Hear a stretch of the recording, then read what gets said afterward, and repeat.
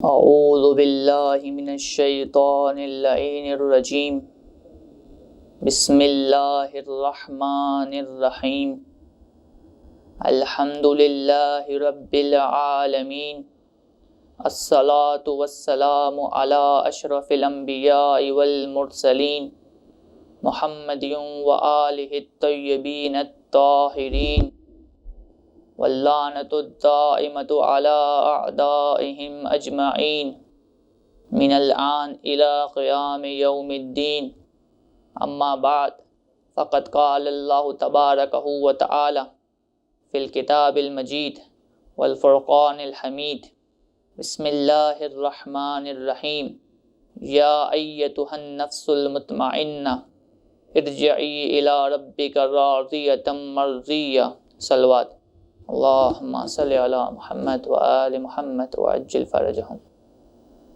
عزیزان محترم، مومنین کرام، عزاداران امیر المومنین علی ابن ابی طالب علیہ الصلاۃ والسلام، جیسا کہ آپ سب کو معلوم ہے کہ آج کی شب 19 رمضان المبارک ہے۔ آج ہی کی وہ شب ہے جس شب میرے اور آپ کے مولا اور پورے کائنات کے مولا امیر المومنین علی ابن ابی طالب علیہ السلام کے سر مبارک پر اس امت کے سب سے شقی شخص نے ضربت لگائی۔ اس مولا کے اوپر جو رسول اللہ صلی اللہ علیہ وآلہ وسلم کے بچھڑنے کے بعد سے ہی ظلم و ستم کا سامنا کرتے رہے، کبھی رسول اللہ کے بچھڑنے کا غم، تو کبھی اپنی شریک حیات پہ ہونے والے ظلم کا غم، کبھی اپنی پہلو شکستہ زوجہ کا غم، تو کبھی اپنی ولایت اور امامت کے چھیننے کا غم۔ گویا امیر المومنین کی کیفیت ایسی تھی کہ جیسے کسی شخص کے گلے میں ایک کانٹا پھنس گیا ہو اور نہ وہ اسے نگل سکے اور نہ اسے اگل سکے۔ یہ کیفیت میرے مولا کی تھی، اور مولا اپنی اس کیفیت کا اظہار اپنے یوں الفاظ میں کرتے تھے کہ لوگوں کے دل نفاق سے تنگ ہو چکے ہیں، اپنی موت کی دعا مانگتے تھے اور ابن ملجم کے ہاتھوں اپنی شہادت کی خبر دیتے تھے۔ سوچیں کیا مصیبت نازل ہوئی ہوگی امیر المومنین پر کہ امیر المومنین جیسا صابر امام، متقی امام، عارفین کا امام یہ دعا کرنے پر مجبور ہے کہ مجھے موت دے دے۔ گویا بالکل اسی طریقے کی مصیبتیں نازل ہوئی ہیں جس طریقے سے سید فاطمۃ الزہرا سلام اللہ علیہا پر نازل ہوئیں کہ بی بی کو یہ جملے کہنے پڑے کہ اگر یہ مصیبتیں روشن دنوں پر طاری ہوتی تو تاریک راتوں میں بدل جاتے۔ امیر المومنین علیہ السلام اس رمضان المبارک میں منبر رسول پر جاتے اور لوگوں سے کہتے کہ اس سال تم لوگ حج پر جاؤ گے لیکن میں اس سال حج پر نہیں جا سکوں گا۔ گویا مولا اس دنیا سے اپنے جدا ہونے کی خبر دے رہے تھے، اور ایک طریقے سے حج کا اشتیاق جو ہے وہ اپنا دکھا رہے تھے کہ کتنا شوق ہے مولا کو خدا کی زیارت اور خدا کے حج کرنے کا۔ اسی طریقے سے اس ماہ رمضان میں آپ ایک دن امام حسن علیہ السلام، ایک دن امام حسین علیہ السلام اور ایک دن بی بی زینب سلام اللہ علیہا کے گھر افطاری کیا کرتے، اور 3 لقموں سے زیادہ افطار نہیں کیا کرتے۔ اور جب پوچھا گیا کہ آپ کیوں صرف 3 لقموں سے افطار کرتے ہیں تو کہا امر الہی قریب ہو چکا ہے، یعنی یہ کہ موت کا وقت قریب ہو چکا ہے اور میں نہیں چاہتا کہ میں اپنے رب سے پیٹ بھرے ہوئے ملاقات کروں۔ یہ علی کی محبت تھی، یہ علی کا خدا سے عشق تھا کہ علی اپنے خدا سے، اپنے معبود سے ملاقات کے وقت اپنے پیٹ کو بھرا ہوا بھی اچھا محسوس نہیں کرنا چاہتے تھے۔ اسی طریقے سے ایک اور روایت میں ملتا ہے کہ رمضان سے پہلے امام علی علیہ السلام منبر پہ گئے اور اپنے بیٹے حسن سے فرمایا، بیٹا حسن یہ بتاؤ کہ اس ماہ میں کتنے دن رہ گئے ہیں؟ کہا بابا 17 دن۔ کہا اپنی داڑھی کے اوپر ہاتھ پھیرا، اپنی ریش مبارک پر ہاتھ پھیرا اور کہا یہی وہ مہینہ ہے جس میں اس امت کا سب سے شقی شخص اس چہرے کی داڑھی کو سر کے خون سے خضاب کرے گا۔ عزیزان محترم، امام علی علیہ السلام کے سر پہ ضربت لگانے والا ملعون ابن ملجم تھا۔ ابن ملجم کا تعلق خوارج سے تھا، اور خوارج کا ٹولہ وہ ٹولہ ہے کہ جو جنگ صفین میں پیدا ہوا، جس کا نجس وجود جنگ صفین میں پروان چڑھا۔ ہوا یوں کہ جب معاویہ نے عمرو آس کے بہکاوے میں آ کر اور اس کی منصوبہ بندی کی وجہ سے جب وہ دیکھا کہ اس نے جنگ ہارنے والا ہے تو اس نے قرآن کو نیزوں پر اٹھا لیا اور کہا کہ اب فیصلہ جو ہے وہ قرآن سے ہوگا، اللہ کی کتاب سے ہوگا، نہ معاویہ فیصلہ کرے گا، نہ امیر المومنین علی ابن ابی طالب فیصلہ کریں گے۔ تو امام علی کے ہی گروہ میں سے یہ خوارج کا گروہ پیدا ہوا اور اس نے کہا کہ علی اب آپ فیصلہ نہیں کر سکتے اور معاویہ بھی نہیں کرے گا، فیصلہ جو ہے وہ قرآن کرے گا۔ امام علی نے کہا کہ تمہارے سامنے قرآن ناطق موجود ہے اور تم قرآن سامت کی بات کے اوپر چل رہے ہو، یہ معاویہ کا دھوکہ ہے۔ لیکن ان لوگوں نے بات نہیں مانی اور نعوذ باللہ امام علی کو بھی جو ہے وہ مشرک کہہ ڈالا، جس کے بعد جنگ نہروان ہوئی، جس کے اندر بہت سارے خوارج قتل کیے گئے اور واصل جہنم ہوئے۔ اس کے بعد جو کچھ خوارج بچ گئے انہوں نے مکہ میں بیٹھ کر اپنے شہیدوں کے اوپر گریہ وزاری کیا کرتے تھے، اور ایک دن انہوں نے کہا کہ سارا دین کا جو بگاڑ ہے وہ معاویہ اور علی نے پیدا کیا ہوا ہے۔ تو ایک اور شخص کھڑا ہوا اور اس نے کہا کہ عمرو عاص نے بھی جو ہے وہ دین میں بہت زیادہ بگاڑ پیدا کیا، بلکہ اصل جڑ وہی ہے۔ تو 3 لوگ کھڑے ہوئے اور 3 لوگوں نے قسم کھائی کہ ایک علی کو قتل کرے گا، ایک معاویہ کو قتل کرے گا اور ایک عمرو عاص کو قتل کرے گا۔ تو امام علی علیہ السلام کو قتل کرنے کی جس شخص نے ذمہ داری لی وہ ملعون ابن ملجم تھا، اور جس شخص نے معاویہ کو قتل کرنے کی ذمہ داری لی وہ عبداللہ بن حجاج تھا، اور جس نے عمرو عاص کو قتل کرنے کی ذمہ داری لی اس کا نام دواویہ تھا۔ بہرحال جو عبداللہ بن حجاج تھا وہ معاویہ کو قتل کرنے میں ناکام رہا، اس نے ضربت ماری لیکن اس کی ران کے اوپر زخم لگا اور وہ بچ گیا۔ اسی طریقے سے عمرو عاص بھی بچ گیا، لیکن ابن ملجم امام علی علیہ السلام کے سر پہ ضربت لگا دی، جس سے امام علی کی شہادت واقع ہوئی۔ جب ابن ملجم کوفہ آیا امام علی علیہ السلام کے قتل کا ارادہ لے کر، تو بنی نخلہ کے ایک محلے کے اندر رہا جہاں پر خوارج رہا کرتے تھے، لیکن اس نے کسی سے بھی اپنے ارادے کو کشف نہیں کیا، اپنا ارادہ، اور کسی کو اپنا ارادہ نہیں بتایا تاکہ کہیں وہ پہچانا نہ جائے اور اس کا راز فاش نہ ہو جائے اور وہ پکڑا نہ جائے۔ انہی دنوں جب وہ اس محلے کے اندر اپنے دوستوں سے مل رہا تھا، اس کی نظر قطامہ بن اغزر کے اوپر پڑی۔ یہ وہ ملعونہ عورت تھی کہ جس کے باپ اور بھائی کو جنگ نہروان کے اندر امام علی علیہ السلام نے قتل کیا تھا۔ تو یہ خود بھی خارجی تھی، اور جب اس کے باپ اور بھائی کو قتل کر دیا تھا تو اس کے دل میں بغض امیر المومنین بھی تھا، اور یہ حسین و جمیل بھی تھی۔ جب ابن ملجم کی نجس نگاہ اس کے نجس حسن و جمال پر پڑی تو ابن ملجم اپنا دل اس عورت کے اوپر ہار بیٹھا اور اس کے بہکاوے میں آ گیا، اور نوبت یہاں تک پہنچی کہ اس سے اس نے شادی کی درخواست کری۔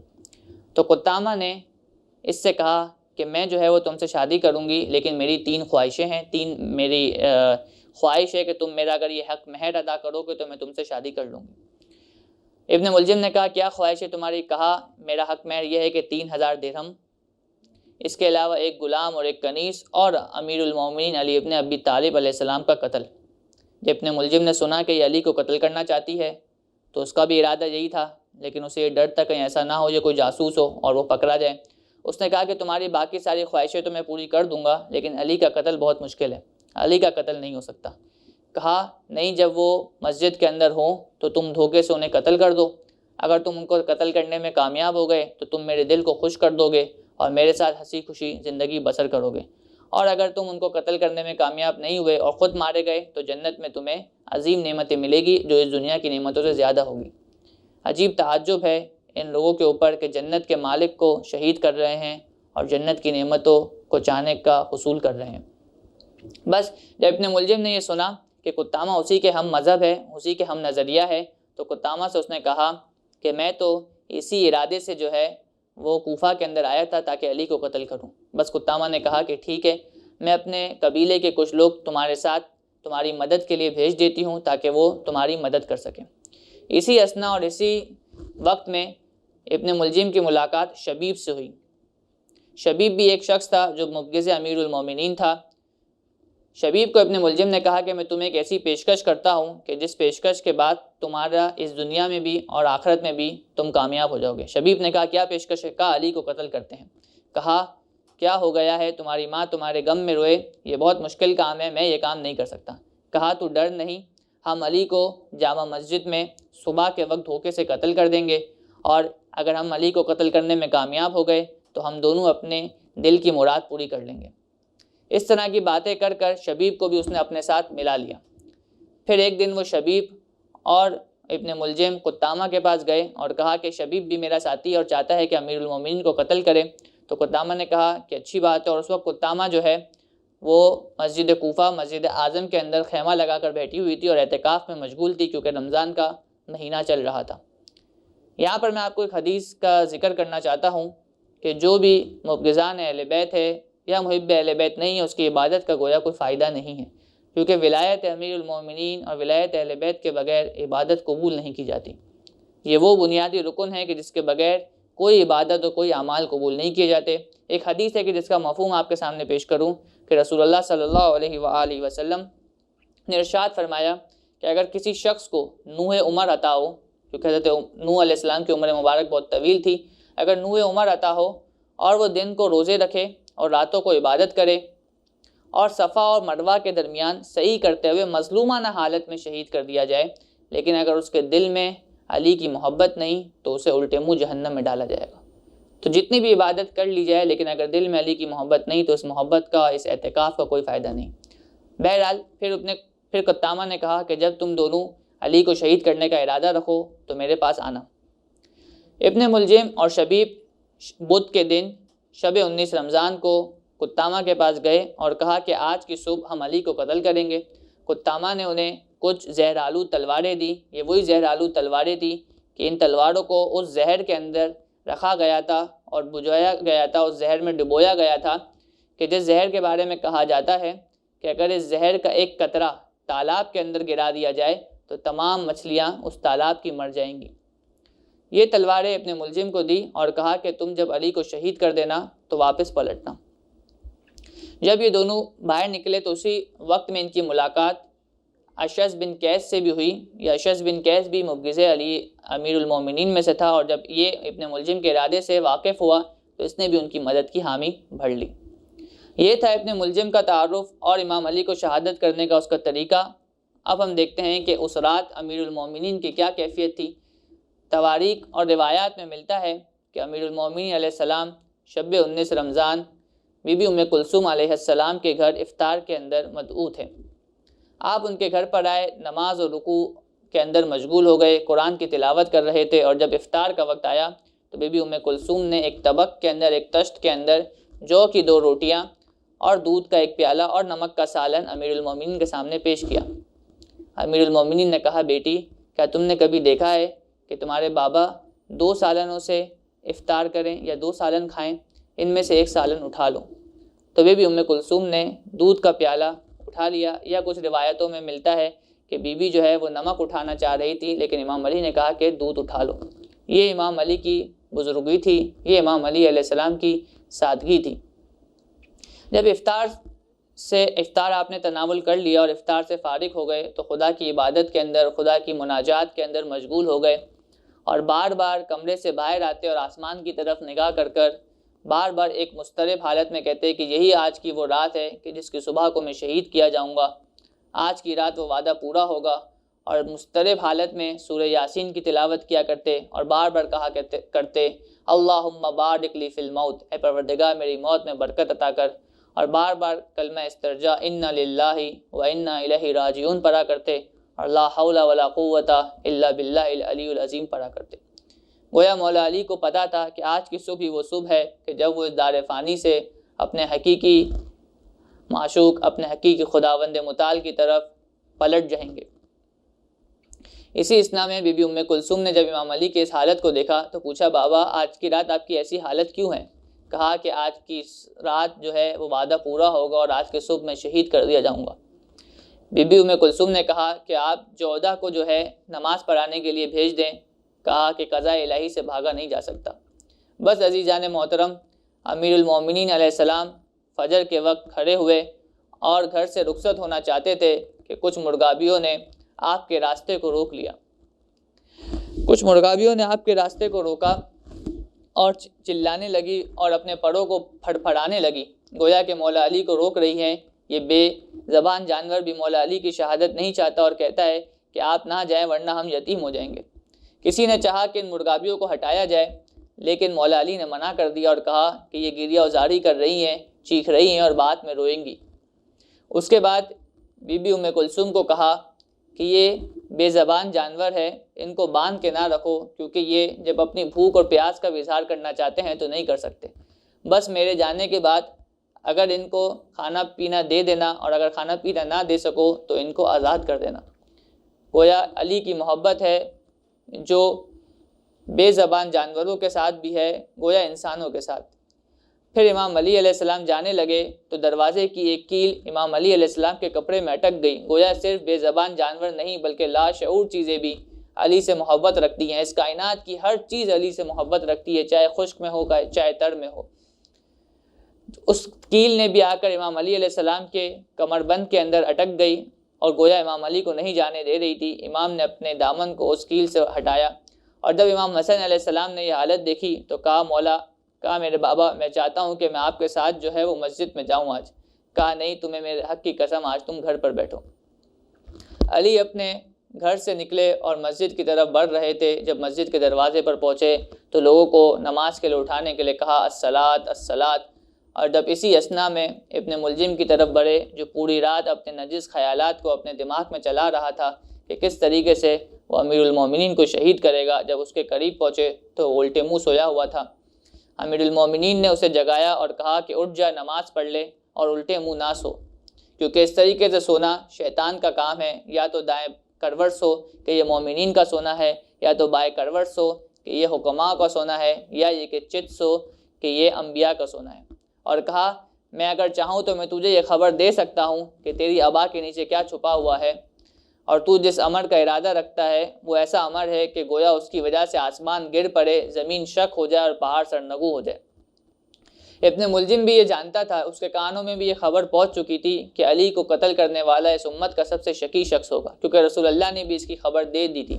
اور خطبہ شعبانیہ جو بہت مشہور و معروف خطبہ ہے، اس کے آخر میں بھی رسول اللہ نے یہ خبر دی تھی کہ تجھے رمضان کے اندر اس ماہ کے اندر ایک شقی شخص جو ہے وہ تیرے چہرے کے بالوں کو تیرے سر کے خون سے خضاب کرے گا. لیکن وہ پوری رات سوچتا رہا، لیکن اس کے اوپر شقاوت و بدبختی اتنی عارض ہو چکی تھی، اتنی حاوی ہو چکی تھی کہ اب اس کے دماغ میں کچھ نہیں تھا. بس عزیزان محترم، میرے مولا محراب میں نماز پڑھانے کے لیے کھڑے ہوئے اور جب پہلی نماز کے پہلی رکعت کے پہلے سجدے سے سر اٹھایا تو ابن ملجم کے ساتھ جو شبیب تھا، سب سے پہلے اس نے چاہا کہ وہ وار کرے، اور وار کرنے کے لیے اس نے اپنا گمراہ کن نعرہ لگایا کہ حکم صرف اللہ کے لیے ہے، نہ علی آپ کے لیے نہ آپ کے اصحاب کے لیے. اور امام علی پہ وار کرنا چاہا لیکن اس کا وار چوک گیا، اور جیسے اس کا وار چوک گیا تو ابن ملجم پیچھے سے بڑھا اور ابن ملجم نے آ کر اپنی تلوار سے، وہ زہر آلود تلوار کہ جس کا ایک قطرہ اگر تالاب میں ڈالا جاتا تو سارے تالاب کی مچھلیاں مر جاتی، اس نے وہ زہر آلود تلوار لے کر میرے مولا کے سر مبارک کے اوپر ضربت ماری. اور اتفاق سے اس کی ضربت اسی جگہ لگی جہاں عمر ابن عبدود کی ضربت کا زخم تھا. میرے مولا کا سر شگافتہ ہو گیا، میرے مولا کا سر پھٹ گیا، اور میرے مولا نے کہا بسم اللہ وباللہ وعلی ملت رسول اللہ فزت ورب الکعبہ، خدا کی قسم آج علی کامیاب ہو گیا. بس عزیزان محترم، مسجد میں کوہرام بپا ہو گیا. مولا علی نے کہا کہ مجھے ایک یہودی عورت کے بیٹے اپنے ملجم نے قتل کر دیا. لوگ اپنے ملجم کو ڈھونڈنے لگے، سب مولا علی کے گرد جمع ہو گئے. مولا علی کا سر شگافتہ ہو چکا تھا، خون بہہ رہا تھا، اور مولا علی زمین سے مٹی اٹھا کر اپنے سر پر ڈالتے تھے اور کہتے تھے، اس آیت کی تلاوت کرتے تھے جس کا مفہومی ترجمہ یہ ہے کہ اسی مٹی سے ہم نے تمہیں پیدا کیا، اسی مٹی میں ہم تمہیں پلٹائیں گے اور پھر اسی سے تمہیں اٹھایا جائے گا. بس کوفے کے اندر یہ بات پھیل گئی، اور جیسے ہی ضربت لگائی ابن ملجم نے امام علی کے سر پر تو پورے کوفہ کے اندر زمین ہلانے لگی، آسمان لرزنے لگا، آندھیاں چلنے لگی، اور فرشتے زمین اور آسمان کے درمیان ندائیں دینے لگے. اور حضرت جبرائیل نے ایک ندا دی جو تمام لوگوں نے سنی اور نقل ہوئی. وہ ندا کیا تھی؟ تہدمت واللہ ارکان الہدا، خدا کی قسم آج ہدایت کے ارکان منہدم ہو گئے، علم مصطفیٰ کے ستارے تاریک ہو گئے، پرہیزگاری کی نشانیاں مٹ گئیں، عروۃ الوثقیٰ ٹوٹ گئی، ام مصطفیٰ کو شہید کر دیا گیا، اوصیاء کے سردار علی مرتضیٰ کو شہید کر دیا گیا. بس جبرائیل یہ آواز دے رہے تھے. جب یہ صدا بی بی ام کلثوم کے کانوں میں پہنچی، بی بی ام کلثوم نے اپنے چہرے کو پیٹ لیا اور واہ ابتا واہ علیہ واہ محمدہ کی صدائیں گونجنے لگی. امام حسن اور امام حسین کو جب پتہ چلا تو وہ فوراً مسجد کوفہ کی طرف بڑھے، اور جب جا کر دیکھا تو کیا دیکھتے ہیں کہ اپنے بابا کا سر پھٹا ہوا ہے، اپنے بابا کا سر شگافتہ ہے. اپنے بابا کے پاس جا کر بیٹھے، اور لوگ چاہ رہے تھے کہ امام علی بھی چاہ رہے تھے کہ وہ خود نماز پڑھائیں، لیکن وہ مشکل کشا، وہ امام جس نے محرب و انتر کو مارا تھا، وہ امام جس نے خیبر کا دروازہ اکھاڑا تھا، اتنا زخمی ہو چکا تھا کہ کھڑے ہو کر نماز بھی نہیں پڑھا سک رہا تھا. مولا حسن نے امام علی کو بٹھایا اور خود نماز کو تمام کیا، اور امام علی نے بیٹھ کر نماز پڑھی. اور مولا حسن نے اپنے بابا کا سر اپنی گود میں لے کر کہا بابا آپ نے ہماری کمر کو توڑ دی، اب ہم کیسے برداشت کریں گے؟ مولا علی نے اپنی شفقت والی نگاہوں سے حسن کی طرف دیکھا اور کہا بیٹے اب تیرے باپ کے لیے کوئی رنج و تکلیف نہیں ہے، وہ دیکھ تیرے نانا رسول اللہ صلی اللہ علیہ وآلہ وسلم، وہ دیکھ تیری نانی خدیجۃ الکبریٰ، وہ دیکھ تیری ماں فاطمہ الزہرا اور جنت کی حوریں تیرے بابا کے استقبال کے لیے آئی ہوئی ہیں، بیٹا تم نہیں رو، تمہارے رونے سے آسمان لرزتا ہے۔ بس اسی اثنا میں لوگ ابن ملجم کو پکڑ رہے تھے اور اس کو پکڑ کر لے کر آئے اور امام حسن کے سامنے پیش کیا۔ امام حسن نے کہا اے ابن ملجم، کیا تیرا امام تیرے لیے برا تھا؟ کیا تیرے امام نے تیرے اوپر رحم نہیں کیا؟ کیا تیرے امام نے تیرے لیے بخشش نہیں کی؟ اور اسی اصطلاح میں جب علی کی آنکھیں کھلی تو علی نے ابن ملجم کی طرف دیکھا اور کہا اے بدبخت، تو نے کتنا عظیم کام انجام دیا ہے، تو نے کتنا کار عظیم اور کتنا بدبخت کام انجام دیا ہے۔ میں کیا تیرا اچھا امام نہیں تھا؟ کیا میں نے تجھے دوسروں پہ فوقیت نہیں بخشی؟ کیا میں نے تیرے اوپر رحم نہیں کیا؟ کیا میں نے تیرے اوپر کرم و بخشش نہیں کی؟ میں جانتا تھا کہ تو مجھے شہید کرے گا، لیکن پھر بھی میں نے تجھے موقع دیا کہ تجھ پر حجت تمام ہو جائے اور میرا انتقام خدا تجھ سے لے اور شاید تو اپنے گمراہ کن عقیدے سے پلٹا۔ ابن ملجم اپنے آنکھوں کو جھکائے ہوئے تھا اور کہتا تھا کہ کیا آپ اس شخص کی ہدایت کر سکتے ہیں جو جہنم کے لیے خلق ہوا ہو؟ بس عزیزان محترم، اسی اثنا میں امام حسن علیہ السلام امام علی کو اٹھا کر گھر کی طرف لے جا رہے تھے، لوگ گریہ وزاری کر رہے تھے، ماتم کنا تھے۔ امام حسن نے امام علی سے کہا بابا اب ہم کیسے برداشت کریں گے؟ گویا آپ کا بچھڑنا رسول اللہ کے بچھڑنے جیسا ہے، گویا ہم نے رونا ہی آپ کے لیے سیکھا ہے۔ بس امام علی نے امام حسن کی آنکھوں کی طرف دیکھا اور آنسوؤں کو پوچھا اور کہا بیٹا خدا تمہیں اجر عظیم دے، خدا تمہیں میری مصیبت پہ اجر عظیم دے، خدا تم پہ رحمت کرے، خدا تم پہ شفقت کرے، رو نہیں۔ اور کہا بیٹا ابن ملجم کے ساتھ رحمت کرنا، اس کے ساتھ شفقت کرنا، کہا مولا اس نے آپ کو قتل کیا ہے، اس نے ہمارے دلوں کے اوپر مصیبت ڈھائی اور آپ کہہ رہے ہیں کہ اس کے ساتھ شفقت کرنا۔ ہاں عزیزان محترم، ہاں عزاداران امیر المومنین، یہ امام علی ہے، یہ امیر المومنین ہے جو اپنے قاتل کے ساتھ بھی شفقت کا درس دیتا ہے۔ کہا بیٹا ہم اہل بیت ہیں، ہم شفقت اور بخشش کے علاوہ کچھ نہیں چاہتے۔ کہا جو خود کھاؤ وہ اس کو کھلانا، کہا جو خود پیو وہ اس کو پلانا، اور کہا اگر میں قتل ہو جاؤں تو اس سے قصاص لینا اور اسے قتل کرنا، لیکن اسے آگ میں نہ جلانا اور اسے مسلح نہ کرنا، یعنی اس کے جسم کے اعضاء کو نہ کاٹنا۔ اور کہا اگر میں زندہ رہا تو میں زیادہ حق رکھتا ہوں کہ میں اس کو معاف کر دوں، کیونکہ ہم اہل بیت عفو اور درگزر کے علاوہ کچھ نہیں کرتے۔ بس عزیزان، اسی اسباب امام حسن علیہ السلام اپنے مولا کو لے کر گھر کے دروازے پر گئے، سوچے بیٹیوں کی کیفیت کیا ہوگی، بیٹیاں اپنے باپ سے سب سے زیادہ محبت کیا کرتی ہیں۔ جب زینب ام کلثوم نے اپنے بابا کی یہ حالت دیکھی تو زور و قطار رونے لگی اور کہا بابا اب بچوں پہ شفقت کون کرے گا؟ آپ کے بعد بڑوں کی رہنمائی کون کرے گا؟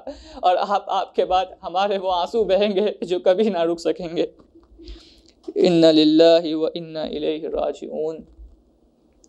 خداوند متعال دشمنان امیر المؤمنین خصوصاً ابن ملجم کے اوپر اپنے عذاب کو تو گناہ کر دے، اپنے عذاب کو ان کے اوپر نازل فرما، اور خداوند متعال بحق امیر المؤمنین، بحق ولایت امیر المؤمنین تمام مومن و مومنات کی جتنی بھی آرزو ہیں، جتنی بھی مشکلات ہیں، جتنی بھی ان کی نیک اور شرعی خواہشات ہیں، شرعی دعائیں ہیں، ان سب کو قبول فرما۔ تمام مومنین و مومنات کو تمام امراض سے اور خصوصی طور پر اس وبا سے جو اس وقت عالم میں پھیلی ہوئی ہے اس سے بچا کے رکھ، شفائے کلی عطا فرما۔